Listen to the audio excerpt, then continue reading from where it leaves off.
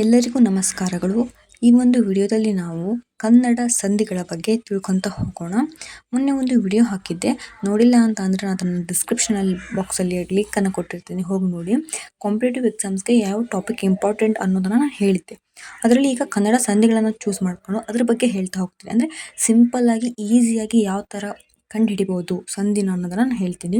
ಎಷ್ಟು ಜನಕ್ಕೆ ತುಂಬ ಕಷ್ಟ ಅನಿಸುತ್ತೆ ಸಂಧಿಗಳು, ಅದೇ ಈಸಿ ಅಂತ ನಿಮಗೆ ಈ ವಿಡಿಯೋ ನೋಡಿದ್ಮೇಲೆ ಗೊತ್ತಾಗುತ್ತೆ. ಬನ್ನಿ ಈಗ ಸಂಧಿ ಅಂತ ಅಂದ್ರೇನು ಅಂತ ನೋಡ್ತಾ ಹೋಗೋಣ. ಮೊದಲೇದಾಗಿ ಸಂಧಿ ಅಂತ ಅಂದರೆ ಏನೂ ಇಲ್ಲ, ಸಿಂಪಲಾಗಿ ಹೇಳ್ತೀನಿ. ಎರಡು ಪದಗಳ ಸೇರಿದಾಗ ಹೊಸ ಪದ ಬಂತು ಅಂದರೆ ಅದನ್ನೇ ಸಂಧಿ ಅಂತ ಕರಿತೀವಿ.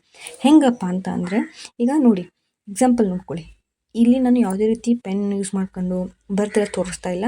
ನಾನು ಏನು ಹೇಳ್ತಾ ಇದ್ದೀನಿ, ಯಾವ ಲೈನ್ ಹೇಳ್ತೀನಿ ಆ ಲೈನ್ನ ಕ್ಲಿಯರಾಗಿ ನೋಡ್ತಾ ಹೋಗ್ರಿ, ಗಮನ ಕೊಟ್ಟು ಕೇಳಿ, ಈಸಿಯಾಗಿ ನಿಮಗೆ ಅರ್ಥ ಆಗ್ತಾ ಹೋಗುತ್ತೆ. ಇಲ್ಲಿ ಉದಾಹರಣೆಗಳು ನೋಡಿ. ದೇವ ಪ್ಲಸ್ ಆಲಯ, ಇಲ್ಲಿ ದೇವನೇ ಸಪ್ರೇಟು, ಆಲಯನೇ ಸಪ್ರೇಟು ವರ್ಡ್ಸ್, ಅದೆರಡು ಸೇರಿ ನಮಗೆ ದೇವಾಲಯ ಸಿಕ್ತು.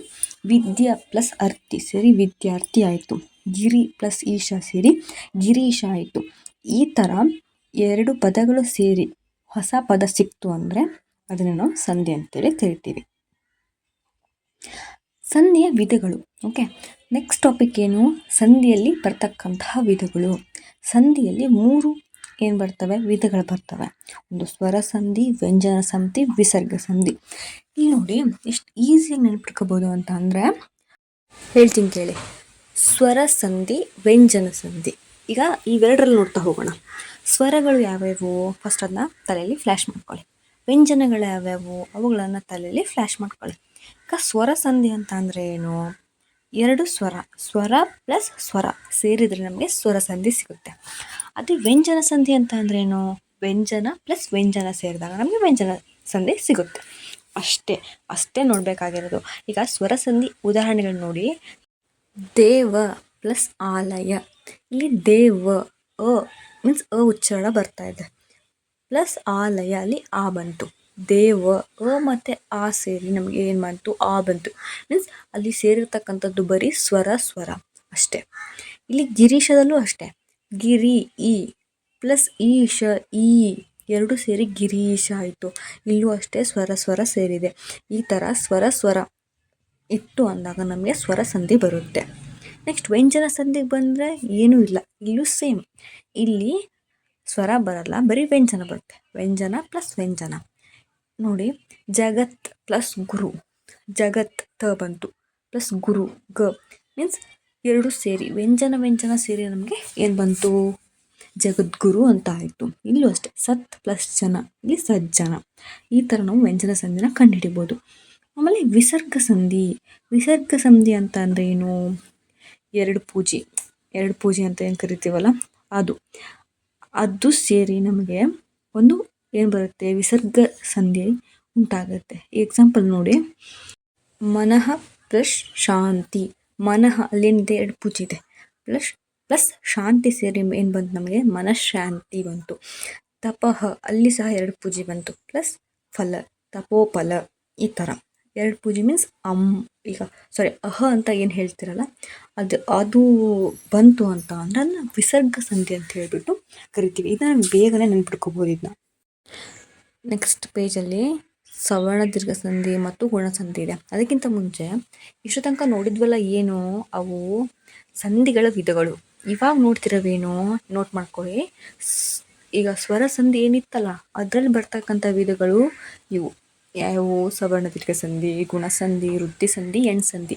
ಇವು 4 ಏನು ಸ್ವರ ಸಂಧಿಯ ವಿಧಗಳು. ನೆನಪಲ್ಲಿಟ್ಕೊಳ್ಳೋದನ್ನ. ಬನ್ನಿ ಶುರು ಮಾಡೋಣ. ಫಸ್ಟ್ ಒನ್ನು ಸವರ್ಣ ದೀರ್ಘ ಸಂಧಿ. ಸವರ್ಣ ದೀರ್ಘ ಸಂಧಿ ಅಂತ ಅಂದರೆ ಏನು, ಎರಡು ಒಂದೇ ತರಹದ ಸ್ವರಗಳು ಒಂದಕ್ಕೊಂದು ಸೇರಿದಾಗ ನಮಗೇನಾಗುತ್ತೆ, ಒಂದು ಸಂಧಿ ಉಂಟಾಗುತ್ತೆ. ಹೇಗೆ ಬನ್ನಿ. ಮೇನು ಇದರ ಟಿಪ್ಸ್ ಏನಪ್ಪ ಅಂದರೆ, ಈಸಿಯಾಗಿ ನೆನ್ಪಿಟ್ಕೊಳ್ಳೋ ಟಿಪ್ಸ್ ಏನಂದರೆ ಸೂತ್ರ ಅಂತ ಇದೆ. ನಾನು ಎಲ್ಲ ಒಂದು ಸ್ಲೈಡಲ್ಲೂ ಸೂತ್ರ ಅಂತ ಕೊಟ್ಟಿದ್ದೀನಿ. ಅವುಗಳನ್ನು ಒಂದು ನೋಟ್ಸಲ್ಲಿ ಪಾಯಿಂಟ್ ಮಾಡಿ ಇಟ್ಕೊಳ್ಳಿ. ಓಕೆ, ಹೆಂಗಾಗುತ್ತೆ, ಇವಾಗ ಎಕ್ಸಾಮ್ ಟೈಮಲ್ಲಿ ನೀವು ಇಡೀ ಸೆಂಟೆನ್ಸ್ನೇ ಓದಬೇಕು, ಎಲ್ಲ ಒಂದು ಉದಾಹರಣೆಗಳನ್ನು ಓದಬೇಕು ಅನ್ನೋ ಅವಶ್ಯಕತೆ ಇಲ್ಲ. ಆ ಸೂತ್ರ ನೋಡಿದರೆ ಸಾಕು, ನಿಮಗೆ ಗೊತ್ತಾಗ್ಬಿಡುತ್ತೆ. ಓ ಹೌದು, ಇದು ಇದೇ ಸಂಧಿ ಅಂತ ಅಂದ್ಬಿಟ್ಟು. ಅದಕ್ಕೆ ಅವನು ನೋಟ್ ಮಾಡಿಕೊಳ್ಳಿ.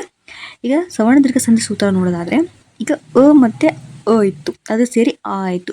ನಿಮ್ಗೆ ಇದರಲ್ಲಿ ಏನು ತಿಳ್ಕೊಬೋದು ಅಂತ ಅಂದರೆ ನೋಡಿ, ಸ್ವರ್ಣ ದೀರ್ಘ ಸಂಧಿಲಿ ಏನಾಗುತ್ತೆ, ಅಲ್ಪ ಸ್ವರಗಳು ದೀರ್ಘ ಸ್ವರಗಳು ಅಂತ ಬರುತ್ತೆ. ನಿಮ್ಗೆ ಗೊತ್ತಿರ್ಬೋದಲ್ವಾ ಅಲ್ಪ ಸ್ವರಗಳು ದೀರ್ಘ ಸ್ವರಗಳು ಅಂದರೆ. ಅಲ್ಪ ಸ್ವರ ಅಂದರೆ ನಾವು ಜಾಸ್ತಿ ಉಸಿರು ತಗೊಂಡು ಹೇಳಲ್ಲ. ಈಗ ಅಲ್ಪ ಸ್ವರಗಳು ಯಾವುವು, ಇ ಉ ಈ ಥರ, ಇವುಗಳು ನಾವು ಜಾಸ್ತಿ ಉಸಿರು ತಗೊಂಡು ಹೇಳಲ್ಲ. ದೀರ್ಘ ಸ್ವರಗಳಾದರೆ ಹೆಂಗೆ, ಆ ಈ ಊ ಈ ಥರ ಹೇಳ್ತೀವಿ. ಇದರಲ್ಲಿ ಏನಾಗುತ್ತೆ ಅದೇ ಥರ. ಮತ್ತು ಒಂದು ಅಲ್ಪ ಸ್ವರ ಒಂದು ದೀರ್ಘ ಸ್ವರ ಸೇರಿ ದೀರ್ಘ ಸ್ವರ ಬರುತ್ತೆ, ಅಥವಾ ಒಂದು ಅಲ್ಪ ಸ್ವರ ಸೇರಿ ದೀರ್ಘ ಸ್ವರ ಬರುತ್ತೆ. ಬರ್ತಕ್ಕಂಥ ಪ್ರಾಡಕ್ಟ್ ಯಾವಾಗಲೂ ನಮಗೆ ದೀರ್ಘ ಸ್ವರನೇ ಆಗಿರುತ್ತೆ, ಅದನ್ನು ನೆನ್ಪಿಟ್ಕೋಬೇಕು. ಎಕ್ಸಾಂಪಲ್ಸ್ ನೋಡ್ಕೊಳ್ಳಿ. ದೇವ ಪ್ಲಸ್ ಆಲಯ ಇತ್ತು, ದೇವಾಲಯ ಆಯಿತು. ದೇವ ಬಂತು, ಇಲ್ಲಿ ಆ ಎರಡು ಸೇರಿ ಆ ಆಯಿತು. ಈ ಥರ ಎಲ್ಲ ನೋಡಿ. ಗಿರಿ ಪ್ಲಸ್ ಈಶ, ಗಿರೀಶ. ಗುರು ಪ್ಲಸ್ ಉಪದೇಶ, ಗುರುಪದೇಶ. ಇಲ್ಲಿ ನೋಡಿ ಅಲ್ಪ ಸ್ವರ ಸೇರಿ ದೀರ್ಘ ಸ್ವರ ಆಗಿದೆ. ಮಾತು ಪ್ಲಸ್ ಆರಂಭ, ಮಾತಾರಂಭ. ಲಕ್ಷ್ಮಿ ಪ್ಲಸ್ ಈಶ್ವರ, ಲಕ್ಷ್ಮೀಶ್ವರ. ಅಂದರೆ ಒಂದೇ ಥರದ ಸ್ವರಗಳು ಸೇರಿದಾಗ ನಮಗೆ ದೀರ್ಘ ಸ್ವರವಾಗಿ ಬರುತ್ತೆ. ಓಕೆನಾ. ಈಗ ಗುಣಸಂಧಿ ನೋಡ್ತಾ ಹೋಗೋಣ. ಗುಣಸಂಧಿ ಹೇಗೆ ಅಂದರೆ ಅಕಾರದ ನಂತರ ಈ ಉ ಬಂದಾಗ ಗುಣಸ್ವರ ಉಂಟಾಗುತ್ತದೆ. ಹೇಗೆ ಉಂಟಾಗುತ್ತೆ ಸೂತ್ರ ನೋಡಿ. ಈಗ ಫಸ್ಟು ಅ ಇದೆ ಅಂತ ತಿಳ್ಕೊಳ್ಳಿ. ಅದ್ರ ಜೊತೆ ನೀನು ಈ ಇರ್ತಕ್ಕಂಥ ಅಥವಾ ಈ ಇರ್ತಕ್ಕಂಥ ಉ ಅಥವಾ ಊ ಇರ್ತಕ್ಕಂತಹ ಶಬ್ದವನ್ನು ಸೇರಿಸಿದಾಗ ನಿನಗೆ ಆ ಪ್ರಾಡಕ್ಟ್ ಏನು ಬರುತ್ತಲ್ಲ, ಆ ಪ್ರಾಡಕ್ಟು ಎ ಓ ಆ ಥರ ಬರುತ್ತೆ. ಈಗ ಎಕ್ಸಾಂಪಲ್ ನೋಡಿ, ನಿಮಗೆ ಅರ್ಥ ಆಗುತ್ತೆ. ಸುರ ಪ್ಲಸ್ ಇಂದ್ರ. ಇಲ್ಲಿ ಸುರ ಅ ಬಂತು, ಇಂದ್ರ ಇ. ಅ ಮತ್ತು ಇ ಸೇರಿ ನಿಮಗೆ ಪ್ರಾಡಕ್ಟ್ ಏನು ಬರ್ತಾ ಇದೆ, ಸುರೇಂದ್ರ ಬರ್ತಾ ಇದೆ. ಸುರೇ ಎ ಬಂತು. ಈ ಥರ. ಈಗ ನೋಡಿ ನೆಕ್ಸ್ಟ್ ನೋಡಿ, ಪರಮ ಪ್ಲಸ್ ಈಶ್ವರ ಏನು ಸೇರಿ ಪರಮೇಶ್ವರ.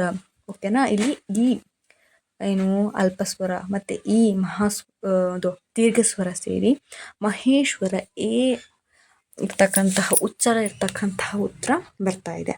ಹಿತ ಪ್ಲಸ್ ಉಪದೇಶ, ಹಿತೋಪದೇಶ. ರಾಮ ಪ್ಲಸ್ ಉಪದೇಶ, ರಾಮೋಪದೇಶ.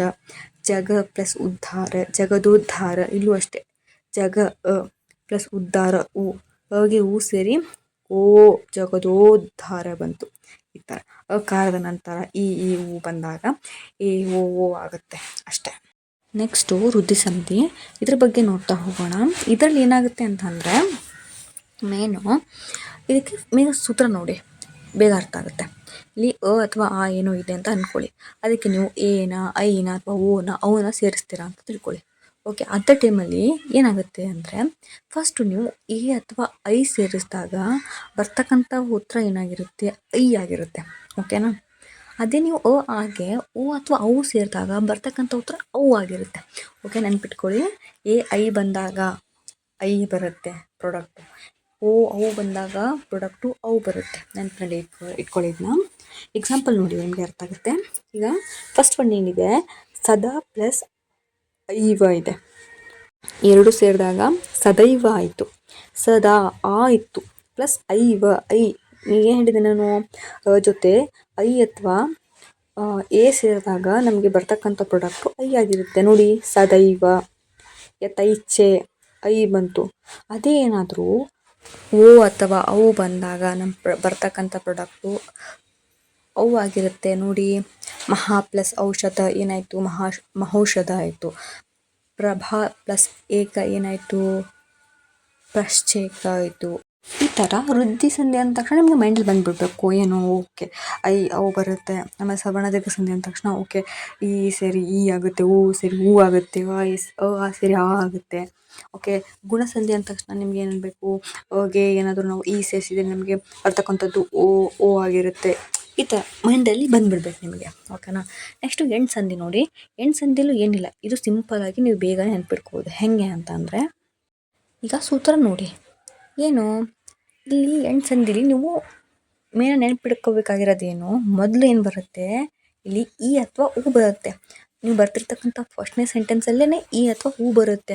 ಅದು ನೆಕ್ಸ್ಟ್ ಬರ್ತಕ್ಕಂಥ ಪದ ಇರುತ್ತಲ್ಲ, ಅದರಲ್ಲಿ ಸ್ವರ ಬರುತ್ತೆ. ಈಗ ಈ ಅಥವಾ ಈ ಇತ್ತು ಅಂತ ತಿಳ್ಕೊಳ್ಳಿ, ಅಥವಾ ಅಥವಾ ಇತ್ತು ಇರುವಂತಹ ಒಂದು ಸೆಂಟೆನ್ಸ್ ಬಂತು ಅಂತ ತಿಳ್ಕೊಳ್ಳಿ. ಸೆಂಟೆನ್ಸ್ ಅಲ್ಲ, ಪದ ಬಂತು ಅಂತ ತಿಳ್ಕೊಳ್ಳಿ. ಆವಾಗ ಅದ್ರ ಮುಂದೆ ಬರೀತಕ್ಕಂತಹ ಒಂದು ಪದ ಏನಾಗಿರುತ್ತೆ ಸ್ವರನೇ ಆಗಿರುತ್ತೆ. ಅ ಇರ್ಬೋದು, ಉ ಇರ್ಬೋದು, ಆ ಇರ್ಬೋದು, ಈ ಥರ ಇರುತ್ತೆ. ಹಾಗಿದ್ದಾಗ ಅದನ್ನೆರಡು ಸೇರಿದಾಗ ಬರ್ತಕ್ಕಂಥ ಉತ್ತರ ಏನಾಗಿರುತ್ತಲ್ಲ ಅದು ಯ ಅಥವಾ ವ ಅನ್ನುವಂತಹ ಉಚ್ಚಾರ ಕೊಡ್ತಕ್ಕಂತಹ ಪದಗಳಾಗಿರುತ್ತೆ. ಈಗ ಎಕ್ಸಾಂಪಲ್ ನೋಡಿ, ಅತಿ ಪ್ಲಸ್ ಉತ್ತಮ, ಅತಿ ಇ ಇತ್ತು ಪ್ಲಸ್ ಉ ಅಂದರೆ ಸ್ವರ ಬಂತು, ಎರಡು ಸೇರಿ ಅತ್ಯುತ್ತಮ ಆಯಿತು. ಗುರು ಪ್ಲಸ್ ಉಪದೇಶ ಸೇರಿ ಗುರೂಪದೇಶ ಆಯಿತು. ಇಲ್ಲಿ ಗುರು ಉ ಇತ್ತು ಪ್ಲಸ್ ಉಪದೇಶ ಮೀನ್ಸ್ ಉ ಅಂದರೆ ಏನು ಸ್ವರ, ಎರಡು ಸೇರಿ ನಮಗೆ ಗುರೂಪದೇಶ ಅಂದರೆ ವ ಉಚ್ಚಾರ ಬರ್ತಕ್ಕಂಥದ್ದು ಬಂತು. ಓಕೆ, ಭಾನು ಪ್ಲಸ್ ಉಗಮ ಭಾನು ಉಗಮ, ಸುಧಾ ಪ್ಲಸ್ ಆಗಮ ಸುಧಾಗಮ, ಈ ಥರ. ಅರ್ಥ ಆಯ್ತಾ? ಇಷ್ಟು ತನಕ ಹೇಳಿರೋದು ನಿಮಗೆ ಅರ್ಥ ಆಗಿದೆ ಅಂತ ಅಂದ್ಕೊಂಡಿದ್ದೀನಿ. ಏನಾದರೂ ಡೌಟ್ ಇತ್ತು ಅಂದರೆ ಕಮೆಂಟಲ್ಲಿ ಹಾಕಿ. ಅಷ್ಟೇ ಅಲ್ಲದೆ ನಿಮಗೆ ನೆಕ್ಸ್ಟು ಏನಾದರೂ ಬೇರೆ ಥರದ ವೀಡಿಯೋಸ್ ಅಂದರೆ ಕನ್ನಡ ವ್ಯಾಕರಣಕ್ಕೆ ರಿಲೇಟೆಡ್ ಏನಾದರೂ ಬೇಕು ಅಂತ ಅಂದರೆ ಅದನ್ನು ನನಗೆ ಕಮೆಂಟಲ್ಲಿ ಹಾಕಿ, ಅದರ ರಿಲೇಟೆಡ್ ನಾನು ವಿಡಿಯೋನ ಮಾಡ್ತೀನಿ. ಈಗ ನೋಡಿ, ಇಲ್ಲಿ ನೆಕ್ಸ್ಟ್ ನಾನು ಏನು ಕೊಟ್ಟಿದ್ದೀನಿ, ಪರೀಕ್ಷೆಯಲ್ಲಿ ಹೆಚ್ಚಾಗಿ ಕೇಳ್ತಕ್ಕಂಥ ಉದಾಹರಣೆಗಳನ್ನ ಕೊಟ್ಟಿದ್ದೀನಿ. ಇವುಗಳನ್ನು ಒಂದು ಟೈಮ್ ಕರೆಕ್ಟಾಗಿ ಓದಿ, ಯಾಕಂದರೆ ಇವೆಲ್ಲ ಇಷ್ಟು ತನಕ ಮಾಡಿರೋದವೇ ಇದ್ದಾವೆ ಇದರಲ್ಲಿ. ಇವುಗಳೇನಂದರೆ ಜಾಸ್ತಿ ರಿಪೀಟ್ ಆಗಿರ್ತಕ್ಕಂತಹ ಕ್ವೆಶನ್ಸ್ಗಳಿವು. ಅದರ ಪದಗಳು, ಸಂಧಿವಿದೆ ಎಲ್ಲವೂ ಕೊಟ್ಟಿದ್ದೀನಿ. ಎಲ್ಲ ಒಂದು ಟೈಮ್ ಕರೆಕ್ಟಾಗಿ ಓದ್ಕೊಳ್ಳಿ, ನೀಟಾಗಿ ಪಾಯಿಂಟ್ ಮಾಡಿಕೊಳ್ಳಿ. ಎಕ್ಸಾಮ್ ಟೈಮಲ್ಲಿ ಪಾಯಿಂಟ್ಸ್ನ ಜಾಸ್ತಿ ಓದೋಕ್ಕೆ ಟ್ರೈ ಮಾಡಿ. ಯಾವುದೇ ಕಾರಣಕ್ಕೂ ಜಾಸ್ತಿ ಸೆಂಟೆನ್ಸು ಡೆಫಿನೇಷನ್ ಮೇಲೆ ಫೋಕಸ್ ಮಾಡಬೇಡ್ರಿ. ಯಾವುದೇ ಆಗಿರಲಿ, ಕನ್ನಡ ವ್ಯಾಕರಣ ಅಂದಾಗೆ ಅದಕ್ಕೆಲ್ಲದಕ್ಕೂ ಸೂತ್ರ, ಟಿಪ್ಸ್ ಅಂತ ಇದ್ದೇ ಇರುತ್ತೆ. ಅದ್ರ ಮೇಲೆ ಫೋಕಸ್ ಮಾಡಿದರೆ ನೀವು ಈಸಿಯಾಗಿ ಯಾವುದೇ ಆಗಿರಲಿ, ಅದು ಸಮಾಸನೇ ಆಗಿರಲಿ, ಸಂಧಿಗಳೇ ಆಗಿರಲಿ, ಅಲಂಕಾರ ಯಾವುದೇ ಆಗಿರಲಿ, ಈಸಿಯಾಗಿ ನೀವು ಅದನ್ನ ಫೈಂಡ್ ಔಟ್ ಮಾಡಬಹುದು. ಅದು ಓಕೆನಾ? Thank you for watching. Please ನನ್ನ ಚಾನಲ್ನ ಸಬ್ಸ್ಕ್ರೈಬ್ ಮಾಡಿ, ಒಂದು ಲೈಕ್ ಮಾಡಿ, ಒಂದು ಶೇರ್ ಮಾಡಿ ಪ್ಲೀಸ್. Thank you.